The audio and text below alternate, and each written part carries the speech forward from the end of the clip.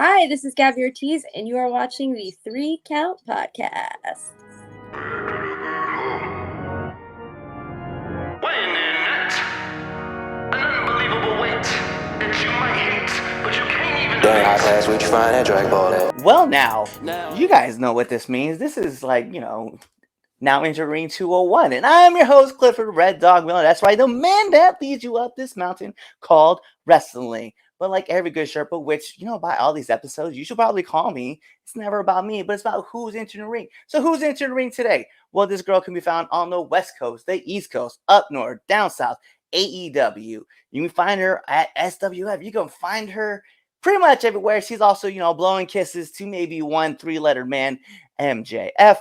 This is one of my most one of my most incredible friends. I'm super happy having her back on the show, Gabby Ortiz.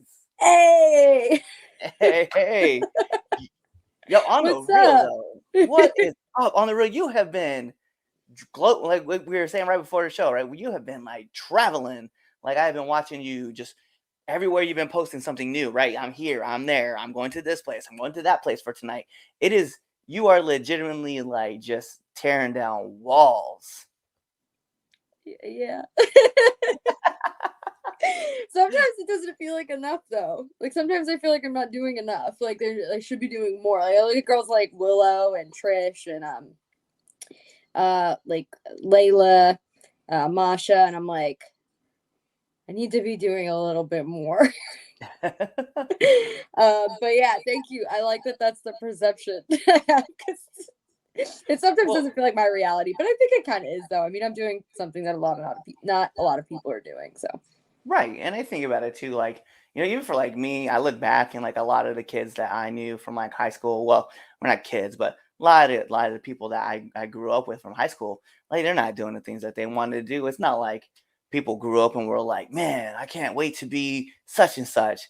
But I know of a few people who are like, dude, that guy really is chasing after his dream. And I'm like, yeah, that's cool. And when I look at you, like, yeah, I mean, like you said, you have a high bar for yourself, but nonetheless, like when you're running a race and you're wearing blinders, like you're leading the pack. Like I just want you to know. is that why none of them text me anymore? I'm just kidding. They're like, you know what? Maybe she just thinks she's too cool for school. Only Vicky. It's wild too, gonna sit back and I'm like, yo, but I'm still friends with you guys. Please talk to me. I know that like on the internet sphere, things seem pretty crazy and like I've blown up. I'm the same fucking person. Still live in the same little room of mine. I still shop at TJ Maxx. Not much has changed. Yeah, it was kind of wild because like so we had met a couple times actually. So we had met like at SWF last May, and then we had turned around and met again at I forget where we were. We were at SWF like that following October, and then like I was sitting at 1CW, right, and I'm just chilling out and I'm just like talking to friends, and I felt this person like a presence like right next to me, and I look up and it was you, and I was like, oh hey, oh shit, what's up? And I just like I jumped up and you're like, hey, and you like give me a hug, and I was like, oh, it tripped me out because I was like, I didn't see it coming. I was like, I'm oh, very, like, very so sneaky. yes. Don't worry, Justin. It's okay. You don't have to be jealous. But anyway, Oh, I want to see him so bad. It's been too long. I know. I was actually I was just talking to him. It was like about a week ago, and we were just kind of bullshitting really quick because I know like he I can't wait for you to have your show come back on, bro. Like we just want to send our love and support for you. But he's like, I just want to take a long break, just kind of relax and stuff. And I was like, bet, bro. But hey, the wrestling world needs you, so you need to get back when you can get back. He's such a great presence. Yeah, he's and like putting him over like a lot, right? Because he is one of the kindest dudes that's just in the world, and like we need more people like him and more guys like I don't know if you're familiar with like who Panda is, but Love Panda. Well, on TikTok, I think he's like Love X Panda 2448 or something like that. He's super chill dude. Matt Minnick, give him a lot of props as well. So those are the kind of presence that you want like in like the wrestling community, because they're just good hearted people and they're just there for a Yeah. good time. I mean, I was telling him, like, I think I said it on his podcast, because I've been on his podcast twice.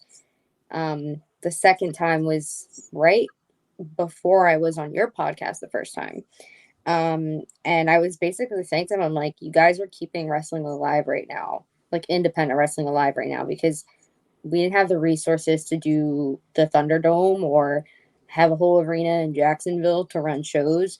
We just were able to keep our names out there because you guys gave us a platform to.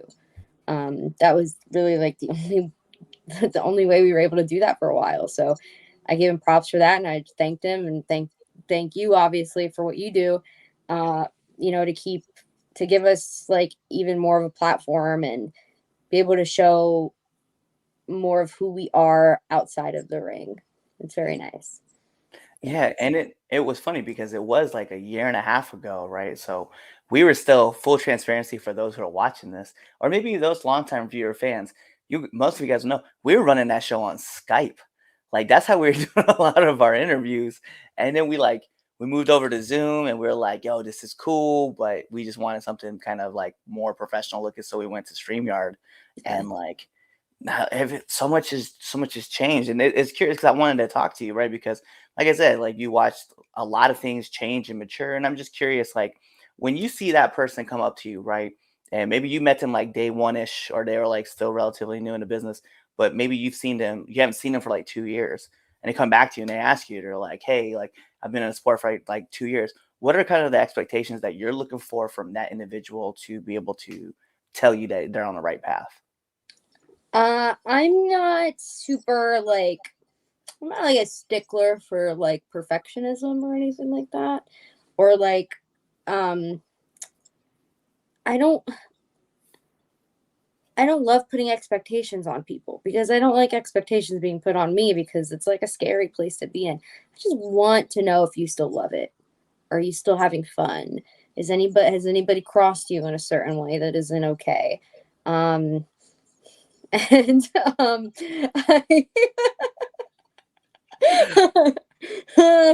anyway, you know what I mean? So I just want to make sure you're still having a good time.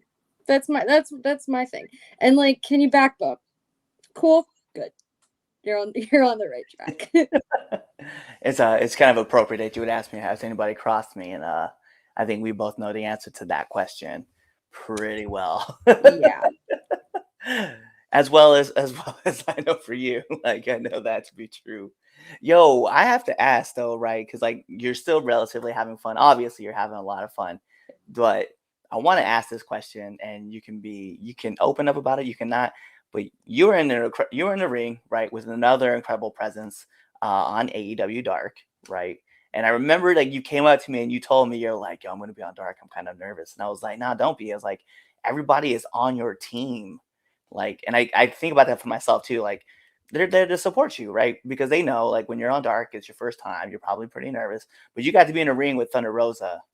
And yo, if I didn't see one of the most bubbliest personalities come out of anywhere when they announced you, like in the ring, because you could tell, like, one, there was like this moment where you and her you had to smile at her, and you were like, yeah, like, He blew me a kiss. yeah.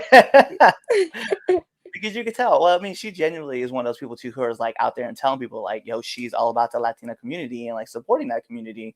And you could tell like right when she like she blew you your kiss, you were just like, oh yes, I'm in my feels for a I second. caught it and I ate it. But I'm just curious, like how did like not pre, I don't really care. I want to know about post wise. Like, was there a conversation afterwards? Like what kind of advice was she kicking out to you? I'm gonna touch on pre a little bit more, because post was a little crazy. She had to do a segment with Jade afterwards, and then a run in later for Rampage. So she had a lot going on after me. So I had more time with her pre-match, and things like I've known her for a couple years at this point. I met her in 2017, so I've known her for a while. This is the first time we've wrestled though, so it was a little bit of a different ball game. But she was upset. She was like, I don't want to have a 3-minute match with you. She's like, I want to go 6 minutes with you. I want to go 8 minutes with you. She's like, I don't want to squash you. And I was like, I don't want to be squashed either. But that's like what we have to do, and that's okay. And I'm like, short, loudmouth Latina girls don't get to squash people on national television. I'm like, this is huge.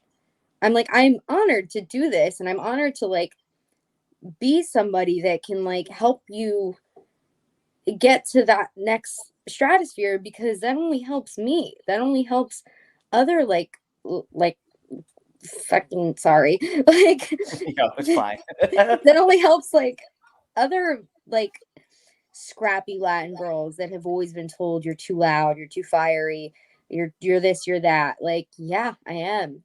And I'm gonna kick your ass. And it's like I told her, I was like, you should be so proud of yourself. And I was like, I'm so honored to wrestle you. And on this level. This is crazy, because like when her and I met, it was at a promotion that doesn't really run anymore called Aspire. Jenny Rose ran that company. And it was at this like really crappy VFW. It might have even been I don't know what it was. It's in South Jersey. Most of the people who were there were Jenny's family, which was great because they were awesome. And I think maybe there was like 20 people there. And I was managing LSG. I didn't even wrestle that day. She tagged with Holodead for Twisted Sisters, and to see where she is now from there. And I was standing across the ring from her, and we were there in 2017. It was a cool moment. And I'm thinking about it now. It's making me emotional. That's why when she gave me a kiss, when she blew me the kiss, there was so much history and there's so much future in just that moment. And it was special. It was a really special moment. Yeah, without a doubt. Like I just wanted to say, like, just watching it, right? Like I felt that like coming through the screen, and I was watching that. Like I watched it live, and then I watched it the next day because I was like, I wanted to show my daughter like the match, because I was like, yo, like Gabby Ortiz, who's been on the podcast before, she's wrestling Thunder Rosa, and she was like, really? And then we sat down and we watched it, and she was like, oh wow. But yeah, that moment I felt it too. I was like, yo, you can tell like there's like a genuine connection. Yeah. And and whether you're like really good friends with someone, or maybe they've just like been a partner of yours and you guys know how to sell like emotion well, regardless, though, like came off really like, and I could tell like it was a genuine moment for both of you guys. And I was like, it was, yeah. So you had mentioned it, right? That you don't really want expectations put on you. So you try not to put expectations on people. You just want to see if they're just having fun. What is one of the things that makes it fun for you still now? A lot of things. A lot of things are still fun about it.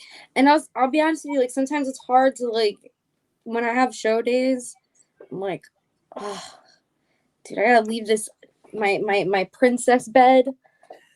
I have to leave my princess bed. I have to leave my stuffed animals and go to this like Knights of Columbus and wrestle Vicky again. Like, not to say I don't love her. I love wrestling Vicky. But it's like, and then I get up there because it's my obligation. I signed on to do it. I'm not going to back out of it. And then I'm with all my friends. And it's camaraderie. And then I see all my like other side of the guardrail friends. So fans that I've known for so long. They feel like friends. So, and the one thing I miss about high school, I know a lot of people had weird high school like issues and stuff. I didn't. I went to an art high school and I had a good time. I also didn't really like go to class all that much, but I didn't have like bullies, and I didn't have like any drama I had was just like stupid, like so that's what and I missed that, and I missed having that, and that's what wrestling kind of feels like for me. It feels like my good experience in high school where I just had like a crew, just like good people that I got to see every weekend or during the week, especially at training and stuff. And like a lot of adults don't have that. Like I know a lot of my coworkers, like they go to happy hour with each other or whatever it may be, and they're unhappy. They don't even like each other. I get to go into a locker room with people who I get to beat the shit out of and then like hug and kiss after. It's great. It's great. It's like Fight Club, but you get paid for it. Awesome. Yo, it's funny because you mentioned that because I feel like that's like been the one thing for me, right? Is like I went to high school, I graduated with a class of 39 kids, and the more people like check out this podcast, they're gonna realize how small it really was. But anyway, so I've told people I was like I have 4 friends that I left high school with, and I have 4 different friends that are still in that were into that same high school. But you touched on something that really matters to me too, right? Is the camaraderie part. I know, like for me in the military, like I had a lot of friends in the military that we were all on the same mission, right? Like, and that's the one thing I tell everybody is like when you're in the military, you're part of something bigger than yourself, and you're always like pushing forward on the goal, right? And so when I left the military, I felt like I had missed a piece of me from that, and I realized it wasn't the work, it wasn't the mission, it wasn't the ideas that were in the military, right? Although those were all great things, it was a camaraderie. I was missing my friends who became family members, and we leaned on each other when things were tough. We leaned on each other when things were great. You know, we laughed, we loved, we cried. You know, we I was the first person in my unit in our new building to have blood, sweat, and tears. Uh, and coincidentally, it was all in the same moment. Uh, I was doing push-ups. I had a thing jab me in the face, and I was bleeding. Yeah, it was pretty rough. It's um, horrible. it was, and I was in tears because like what happened was I was like sweating because I was obviously doing push-ups. My badge came in, it hit me in the eye, and it hit me in the bridge of the nose. So I was like in tears because like I thought my nose was broken, but it was just a lot of pain, and I was bleeding at the same time. So I'm the only person in my unit to do that. I hope that's still the case, but I miss like those moments because I would be sitting. I sat there and laughed about it probably for another year, and I still laugh about it now when I think about it. But walking into a wrestling locker room, some wrestling locker rooms, it feels like that again, right? Like I'm on the same team, we're all on the same mission of entertaining all these fans and making sure they have a good time, and then just leaving. And, but you get to make these like cool friendships, right? Because of wrestling, right? Yeah. I mean, we may have crossed paths at some point in time by fate, but because of wrestling, we have, right? And you and I, and we talk about it every once in a while. It's crazy to think about how small the wrestling world is. Yeah. It's a lot like in the military, but we're so tight knit that like we just don't let other people like fuck with us. So we're just No, 100% of never. like, Like yeah. I can talk shit about wrestling. You can't. Like, I had that moment happen. There was a guy, full transparent, like someone's probably gonna cancel me for this one, and I'm not worried about this, but this happened. So me and another guy were talking, and this guy was U.S. Navy, right? He was a referee at a promotion, and he goes, "Hey," he's like, "You're the military guy, right?" And I was like joking. I was like, "Yeah, that's me." And he was like, he's like, "Yeah, well, what branch were you?" And I was like, "Oh, I was Air Force." And he was like, "Ah, yes, the Air Force." He's like, "Well, I'm a Navy guy." I was like, "Man, you know what they say about those Navy submarines, right?" And he was just like, "Yeah, whatever." But then some random kid came in and he was like, "Oh, you were in the cheer force." And I was like, me and the other guy, we both look at each other. We look at the kid and we're like, "What branch were you in?" And he was just like, because we're waiting genuinely, because then we can respond. He was like, "Well, my uncle was Navy." And I was like, "Oh." And he's like, "Yeah, so I get to make those jokes." And I was like, "Ah, hold on a second." And I look at my buddy. I was like, "Yo, Prince." And my friend Prince Machiavelli walks over, and I go, "Hey, man, this is my friend, and he's black. Do I get to make those jokes?" And he was like, "Oh, yeah, I wasn't welcome to this party." I was like, "No, you weren't. You might want to think about that next time." And then the guy was like, "Yeah, it's too bad for you, Civvy." I was like, "Yeah, might set sail somewhere else, bro." And like, but we kept him around because we were like, "Yo, actually, we'll joke with you and stuff." But we just set the bar like, "Hey, yo, no, you're not gonna make this joke." And it's just like in the wrestling world, right? Like, yeah. we'll crack jokes, but as soon as that one other person comes and cracks that joke, nah, man, All that's bets are done. off. Yeah, all bets are off. Yeah. But and that's and you know what? I think that's what makes it enjoyable for me is that I get to share this like awesome locker room, this awesome group of people who are just open and willing to accept everybody Yeah. until you fuck up, and then you're gonna get your ass whooped. I think there's certain things you can do in wrestling and be redeemed for, but there's a lot that I see a lot of people who always get second chances, second, third chances. Some people that don't deserve it are allowed Yeah. back. Sometimes I think that we should maybe put a cap on that sometimes. Yeah, there's But that, that's neither here nor there. I don't have Yeah. that problem, so It's I funny don't think though. I care enough to get heat. People like want me to like. There's this one guy who like tried to start heat with me, or like try to like get mad. Like we're going back and forth on Twitter or something. I think he tried to get me canceled. I didn't care. That's like this was. I took it down because I probably shouldn't have said what I said, but he was like, I was making mental health jokes, and he was like, yeah, you shouldn't do this, blah, blah, blah, blah, blah. It's insensitive. And I'm like, dude, I tried to off myself like 2 years ago. Like I know what I'm talking about. Like, it's like, I'm crazy. I'm a crazy person. I'm medicated, all that stuff. It's great. And then, but I'm like, this is the only way this is like my way to cope with it, is to like make jokes about it, to like be silly about it and stuff. So I went to write my apology tweet, and then it wasn't an apology. It was like, I was basically, I said, what did I say? I was like, okay, making jokes about mental health is how I cope with it. And go cry about it if you don't like it. And it was I was literally like drafting it, and it was like, and I want to apologize to anybody who I may have offended. But then I was like, fuck that. I was like, I'm not sorry about that. Like, you're not taking away the only thing that like, that how I cope with my own thing.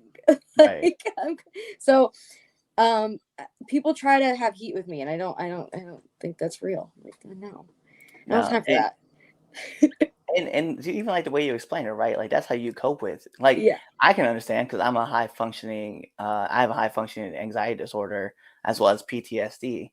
And yeah, you know how I make fun. I make fun of myself. I tear myself down, but I do it out of enjoyment because I think it's Yeah, funny, and I it poke is fun at funny. it.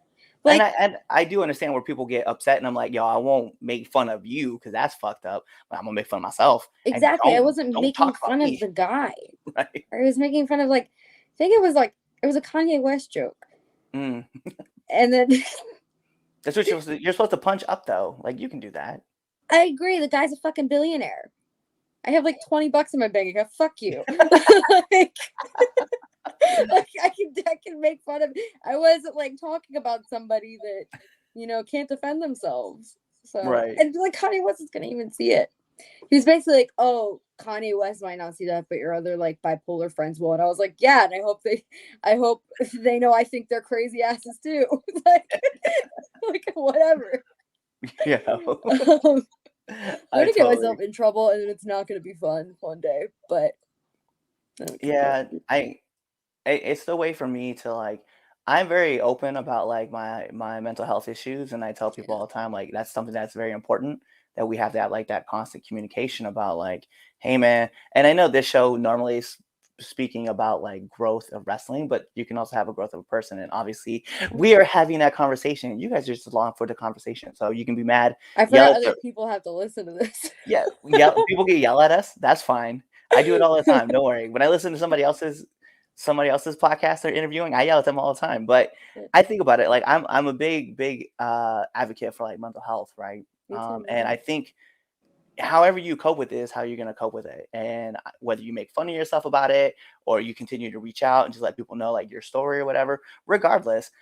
But at the end of the day, everybody's their own individual person, Yeah. and just however you want to deal with this, how you're going to deal with it. So I Yeah. can't tell people like that's a bad way to cope. No. If that's your way to do it, hey, be your own punching bag. But just make sure too that while you're being your own punching bag, you're letting people know like that's how you strengthen yourself up too.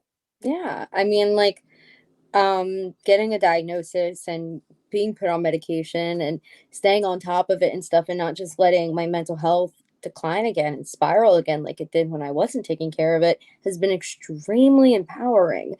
Like, that's like, I'm a lunatic, and I have crazy habits, and I say ridiculous things all the time. And I date, my boyfriend LSG. He's like this super laced up, like consummate professional. We couldn't be more yin and yang to each other, because I'm like, "Bleh," and he's like, and, and but and like having him, because he has his issues. Everybody has their issues, but like there was a lot of fights we would get in that were my fault because I was having an episode and I didn't know. and like I didn't realize what it was. And now I feel those things coming on, and we can work together, and my relationships are better with my family and my friends and my boyfriend because I have a better understanding of what I'm going through, what's going on in my head. And it's like, it's extremely empowering and stuff. And I think that's a big reason why I've like kind of gone to another level these last like 2 years, is because I have a better understanding of myself, and like, and I'm able to manage those things better. And a part of managing it is like making jokes about it, and like, saying really off the wall shit, because it's like, you can't take that away from me. This is my journey. So Yep.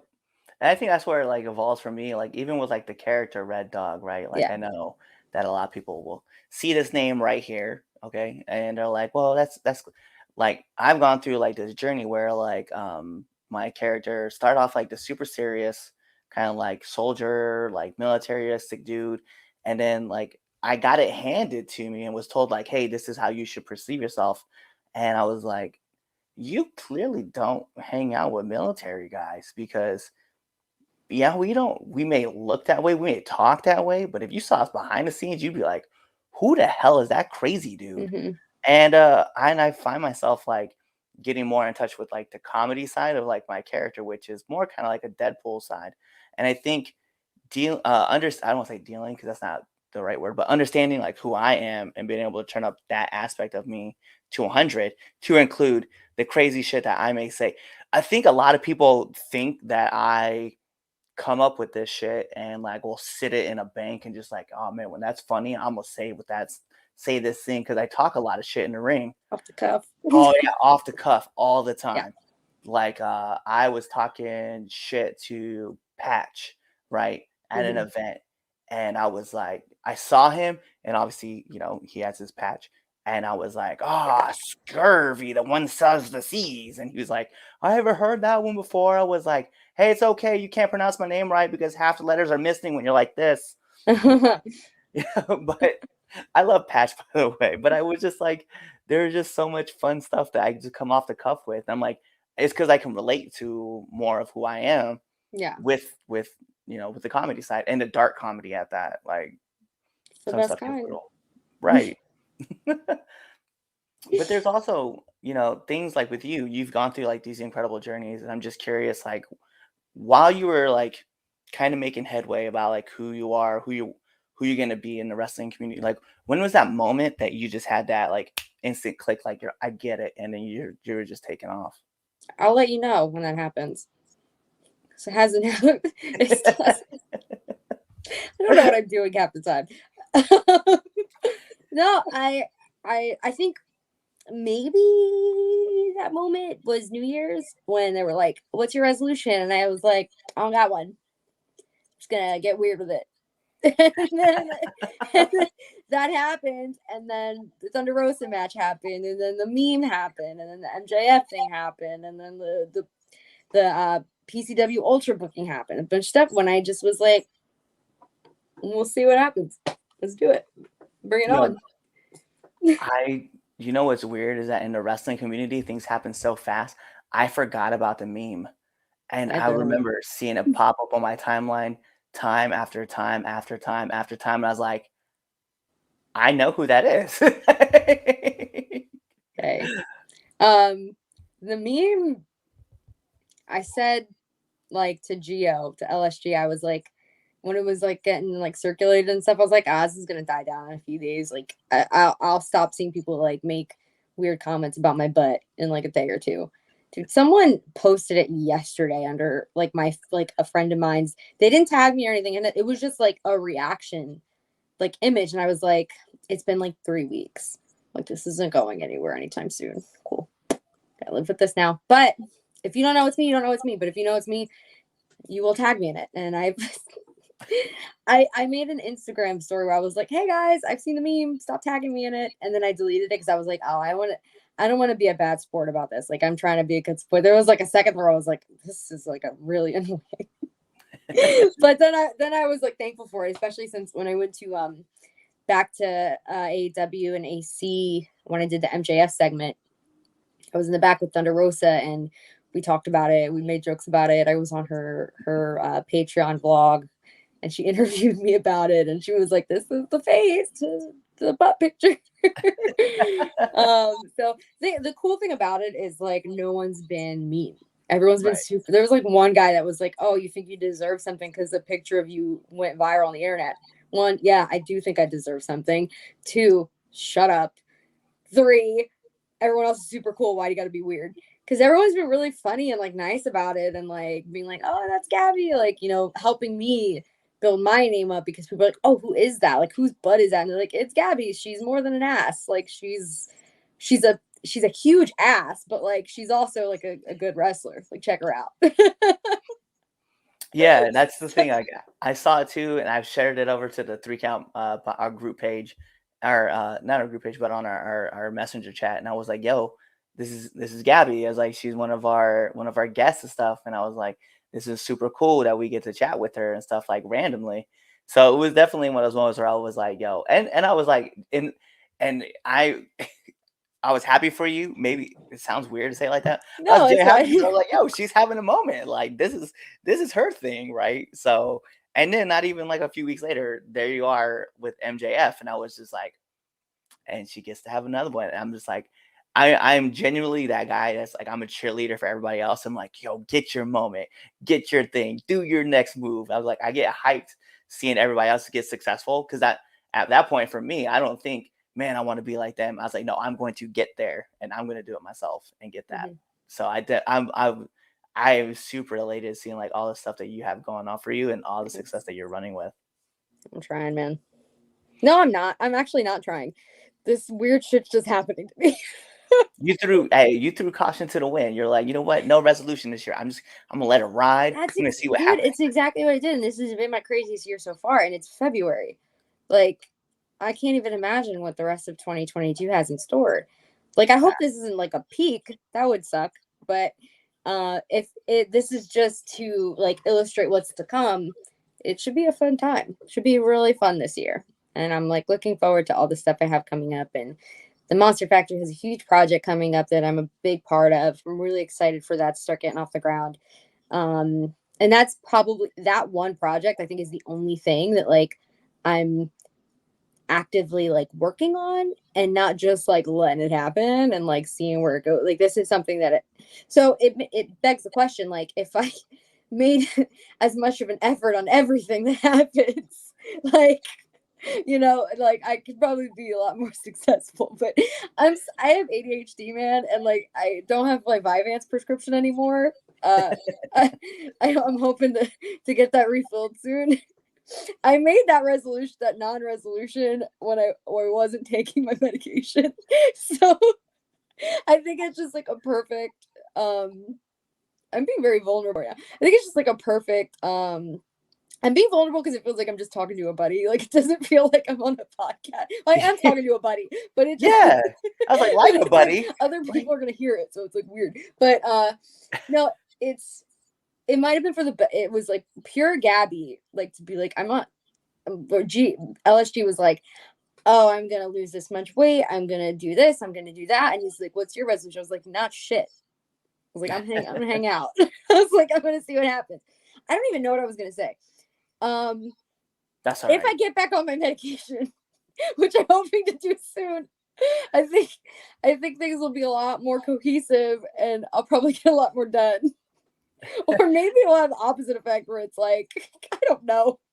You never know. You never know, right? But okay. So fun thing, like I don't think I've ever shared this with you. We'll talk about it now on the show. This is kind of me like open up, and it's kind of weird too. So May of last year, right in 2021, I wrestled Beastman, right in like May, and I had a bag of gummy bears with me, and I was snacking on because I was nervous, right? I was just overly nervous, so I just kept snacking on gummy bears. And then 2 weeks later, I was at a show, and I didn't have gummy bears with me. Didn't have a bad match, definitely could have been a lot better, right? So I was like, I brought a bag the next week and I had a good match. And since then, every show I've been at, I've carried like a bag with me, right? So maybe that might be your thing, right? Like right now, you're just you're not on your med, but then like, you're having all this crazy stuff happen and it's like a lot of good stuff, but then you're I back am on on and it other might, medication for like other right? No, no, things. no. It's Yeah, super helpful, but my ADHD medication hasn't been filled in a few months, so it's kind of right. just Yeah, we're seeing Yeah. what happens. And then like maybe if you get back on there, like things might slow down, right? Or they might pick up even more. We don't Yeah. know. We don't know. But it was funny because I was like, yo, this is What like, gummy bears do you? Are they Albanese? Those are the best ones. you know what? So I really don't. It doesn't really matter. It just has to be a pack of gummy bears, whether they're the gold kind, the golden ones, or you get the Abenese. It doesn't really matter to me. I like gummy bears. Just gotta Period. be gummy bears. I Yeah. fucks with that. That's cool. So I definitely fuck with it a lot. But I found like it's like I don't know. It's like how you when It's a you're a ritual. kid.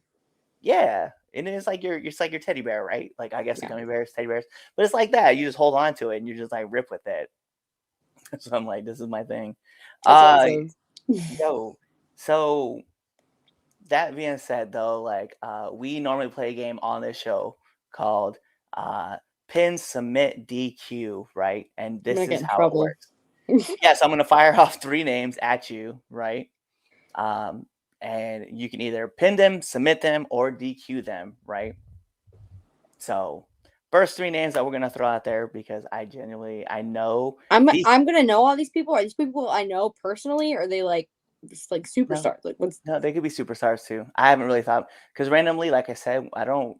With this show, by the way, full transparency for people who don't know this, I don't write notes because I've already talked to everybody. I have a genuine connection no, with I think them. that's So, great. I love that yeah, because when someone's just reading off questions, you're just like, get me out of right. here. Except for those who don't know, the question I ask a lot is like, "What's been your worst bump?" That one throws everybody every single time. It's so cool to like watch the stories like open up and they're like, Yeah. "Oh, what was my worst bump?"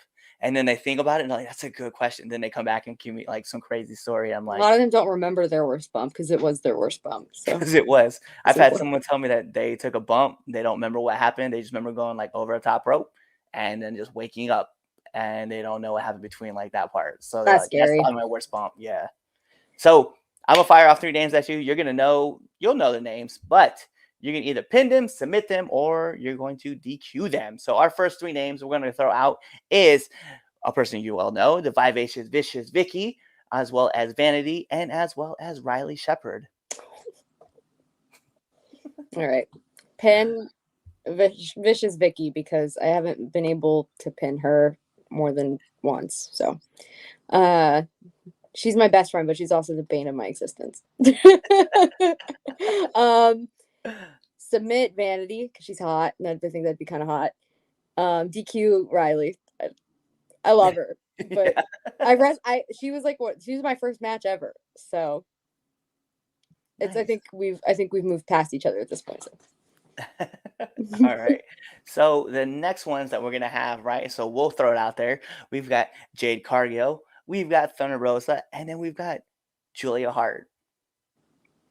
DQ Julia Hart because I don't really know her that well. I'll pin Thunder Rosa as a receipt for the last match. Submit Jade because also that'd be kind of hot. That would, you know what? I'm in with this. So our last 3 names that we have, we're gonna go. We're gonna hit it at the Mecca, right? So let's go with Charlotte Flair. We're gonna go with Becky Lynch, and then we're gonna go with Sasha Banks. You give me Sasha Banks, dude. Her stands are gonna fucking come at me. Her fans are scary. I mean, they're great. I They have to wish I watch had the a fan show. base like that. They're scary. I was like, they I have to don't. watch the show though. Like, This I is could true. clip this out. I could clip this out and No, put it it's out fine. I'm there. But kidding. I'm yeah, kidding. I love Sasha. I'll what were Charlotte, Becky, and Sasha, right? right. All right. I'll pin Becky because I think that'd be a cool thing to do. DQ Charlotte because it's like, come on. And then submit Sasha because I'm submitting all like the girls I think are the most attractive. That's all right. That's a pattern. That's a pattern. You I think I saw. have a That's a type. pattern. And submit Sasha. Okay. I like it. I like it. I like it a lot. All right. Well, those are like a lot of the big questions that I have, and a lot of things I just wanted to generally have like cool conversations with. So, one, thank you for coming on our show. Two, can you let our viewers and our listeners know where they can find you again? yeah, so you can find me, Gabby Ortiz on Facebook. I don't use that, so don't even bother liking it. You're not going to find anything interesting. But if you use Facebook a lot, go ahead. Um, you can find me on Twitter at Gabbity, Gabbity, and on Instagram by the same name at Gabbity, Gabbity. My merch is in my link tree. Go buy it. Yeah, yeah, definitely. So you guys know what that means. Like every good wrestling match, we gotta take it home. So, because this is the 3 Count Presents, now entering 201, and like I said, I'm your host, Clifford Red Dawg. That's right, the man that leads you up this mountain called wrestling. You should be calling me your Sherpa by now because I've been saying it this whole time. But like every good Sherpa, you gotta have someone who's been there, done that, and can do it more efficiently than you can. That's why it's never about me. It's always about who's entering the ring, and you see her right next to me. It is the one Gabby Ortiz, and you guys know what to do. Tune in to the next episode and be there, or you just wait for this episode to end. You wait for that outro, and then you choose another episode to listen to. Peace. What's going on, 3 Count Nation? I'm Clifford Red Dawg Miller with the catchphrase. But what I really want you to do right now, go to twitter.com, right? Go over there. Find us at the 3Count_pod. Give us a follow. Give us a like. Give us a comment. We want to talk to you guys. Go to IG at the 3Count_pod. Give us a like. Give us a follow. Leave us a comment. We want to interact with you. Go to youtube.com. Give us a subscribe. Turn the bell on. Turn the notifications. Leave a comment. We want to talk to you. Go to anchor.fm/the 3Count podcast, and in there you can leave us a message and we will talk to you. Basically what I'm trying to tell you is that we want to talk to you. We want to have fun with you guys, and we love listening to what you guys have to say. Also, one thing I need you to do for me, the 3Count podcast also has merchandise. Oh, at prowrestlingtees.com/the 3Count pod. Please go buy our t-shirts. We love you guys, and we hope you love us too. So show us some support, please.